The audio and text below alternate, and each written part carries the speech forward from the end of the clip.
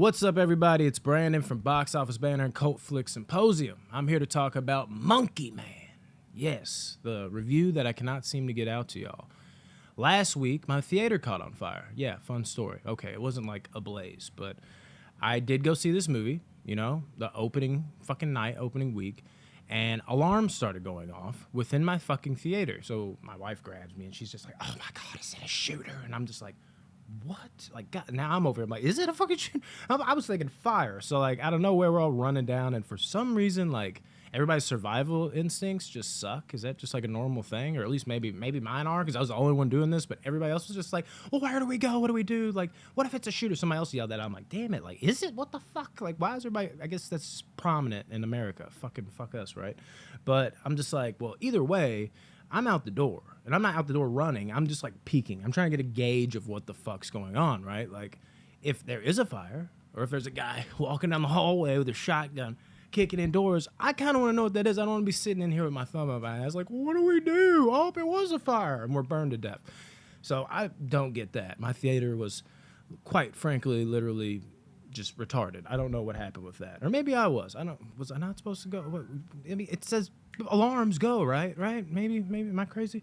Anyways, we go out of the theater, and the guy's literally like, false alarm, you can go back inside, which was hilarious because me, my wife, and two other people walked in the theater, and we sat down. Nothing was happening, and literally just curiosity, just like, well, what the fuck? Where's everybody else at? I walk back out. There's nobody there. So I'm like, what the false alarm, right? And the guy's just like, my bad. The false alarm was a false alarm. And started laughing. I'm like, that's not funny, bro. You can't just false alarm a false alarm. So we went outside. Long story short, fire truck showed up. Didn't even end up being that big. It was just like a little contained fire that broke out. Maybe something on the stove. Like they turned up the heat too much. Like, oh, Jesus, call the fire department. Either way, it shut down everything. Like they're just like, the computer's down. We'll give you your money back. And then before this, I just recorded a video, and my wife came home and she started going, ba ba ba ba ba ba ba ba ba. And then the dogs started going off, and then, you know me, I don't like to edit. Let's be honest, I really don't, but I used to edit. Now I don't in general because here is authentic. This is how the review would come to you if you talk to me in person. I like that vibe.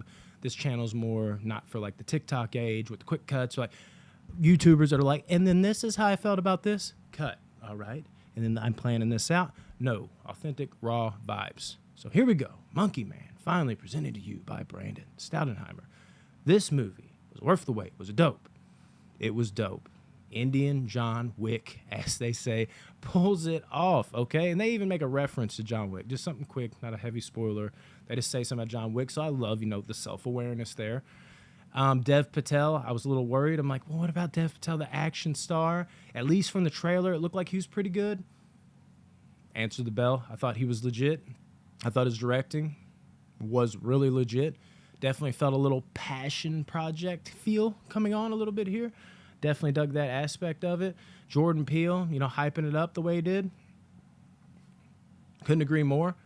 One thing I will say about the movie, though, action, there is, like, if you had to just say how much action's in this movie, there's a lot of action, but there's not necessarily a lot of action scenes. And I think the movie is all the better for that. There is prolonged action scenes, and they have deep meaning. And the reason why they're investing and they have deep meaning is because it's not just a flat-out action, action, action, action, action. The plot of this movie is literally, a revenge flick. It takes a lot of time showing the struggle that our lead character, I forget his name in the movie, but Dev Patel has amongst himself. And it does a good job. I think a lot of filmmakers are starting to realize more and more that this is a better route to go. Rather than showing just a full-on section of the movie where it's like, this is the tragedy that happens, where it kind of takes you out of the immediate movie that is supposed to be happening in front of you, it just kind of bleeds it into the film. And if I did have one criticism, though, I think this movie doesn't necessarily do that good. I mean, they do it fine, but it's not great. It kind of takes me out in a way. That's literally probably my only criticism. Although it's the right choice, it's the execution of the choice. I think it'll work for some people, don't get me wrong. But for me, it's like it'll show, those moments where Dev Patel will maybe have a flashback of like his mom in the village in the movie, where the revenge all stems from, all this like in the trailer. And he just will, whether, and this isn't exactly what he does in the movie, but say he's like having a dream and he wakes up about it, or he has a daydream, or maybe he's looking into a wall and then he's seeing things, or something reminds it of him in public. That type of peel back on what happened to him in the past is the approach here. It has that type of vibe where it'll be like, okay, here's a little snippet of their relationship and how much they loved each other. And then it's kind of just like, okay, here's a quick clip of, oh, this might turn into something. And then he has an angry face and it goes back to normal. And it's like, oh, and then there's this little snippet of, that's great. I love that type of shit. But typically I want it to be, like a few frames, like maybe very beginning of the movie, you're like, oh man, sell the love. And then have another moment. It's like, okay, yeah, this could be dangerous. Third moment, oh shit, so that's what the fuck happened. Not gonna say exactly what happened, but that's how it all went down. And then maybe in the movie with one last, reminiscing type of moment. But this movie really like spaces those out. It's like, here's a quick section. Okay, that's him and his mom. Here's a quick section. Okay, that's that and that. Here's a quick section. And it just felt like going quick section, quick section, quick section, quick section, flashback, which is more for them, and I think will be for a lot of people. It's not necessarily a fault of the movie, but it'll be more build up. For me, it's kind of just like, all right, there's too many. Like, just lump them together instead of like, a 20-second quick clip. Make it a minute clip. That's okay. And then a minute clip and a minute clip. It's preference thing. But they do the right choice, I think, and overall building it up in that way, because it is like a ticking time bomb as you watch him just kind of just be the pushover that gets the shit beat out of him and all these different types of things where it seems like he's just not going to stand up for himself, even though he is a tough guy. He's just taking the beating of his past and letting that bleed over into real life.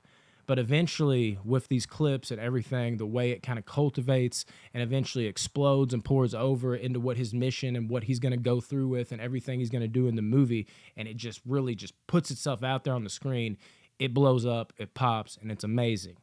I cannot commend the movie enough because the fighting and everything, one little nitpick, it's not a horrible one because the fighting is honestly, again, I always say this, there's standards here. We talk about Asian movies where the choreography for the most part can just be downright immaculate, can be downright amazing. A lot of times in America, I feel like we are getting better with this though, ever since like John Wick came out. It's the wide frame, it's not the shaky cam, or it's just, taking more pride and joy in like just the actual choreography. It's not like, like, like we've came a long way since the 80s, and these are even the movies that I love. But we also had a section there in the early 2000s, mainly early 2010s, where we had like the Bourne Identity, where the camera's like the guy was just like, God, everything that's going on is crazy. Just believe it. That type of shaky cam. This movie does have shaky cam.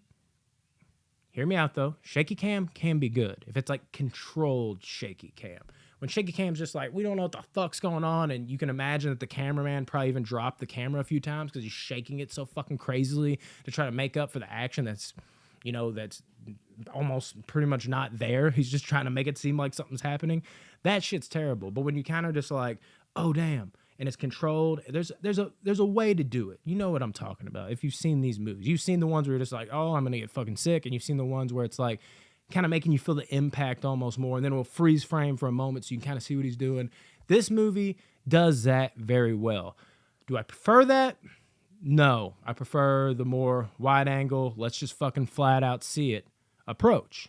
But this works too. It's not shaky cam where it's, God, that's fucking terrible. You can tell what's going on. You can see what's going on.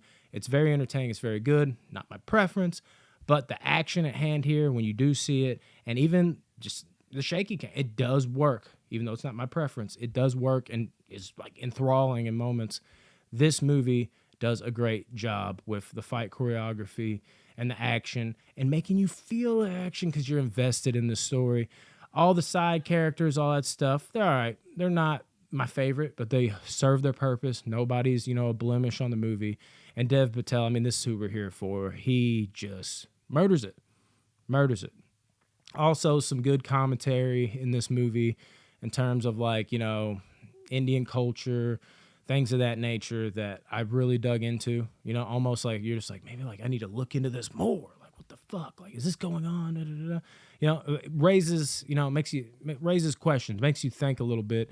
This movie does everything it's supposed to. This is a great revenge movie, and it makes you curious. Like, could we do another one? Maybe, maybe not. I'm here for it, man. This was a 9 out of 10. This was a great fucking movie. Gonna be hard to knock this out of my top 10. You know, 9's typically like the highest score I will give. I'll go a little over that, not quite to a 10. I don't think I've ever given a 10 on this channel to a first-time watch. That's just how picky I can be about giving out a fucking 10. Usually I have to watch a movie at least one more time to give out a 10. So 9 is an incredibly high score for me. I'm not just tossing this out. I do give out 8s a lot. It's hard to get a 9, and this one does it. And I think it deserves it. I think y'all deserve to strap in and see a good action movie if you haven't already. Monkey Man is fucking legit. Check it out. Peace.